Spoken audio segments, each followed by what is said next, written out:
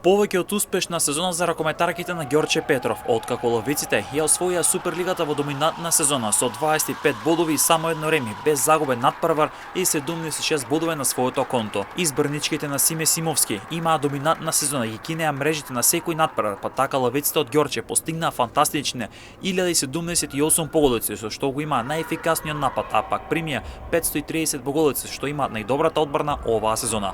Ловиците ја одбранија шампионската титула освоена минатата сезона и со тоа основат на врвот во македонскиот ракомет. Вице шампион е Чаир кој заврши на второто место со 67 бодови на своето конто, што за овој клуб е голем успех, како и Металург Автокоманда кој заврши на третото место со изброј на бодови, додека пак Вардар финишираше на четвртото место со 61 бод. Екипата на Куманова сезоната ја заврши на петото место со 57 бодови. Претходно Ѓорче Петров го освои купот на Македонија, откако во финалето убедливо го совала тимот на Чаир со високи 36-24, па така лавиците сезоната ја заокружија со двојната титула. Ракометарките сега треба да се подготвуваат за настапите во Европа.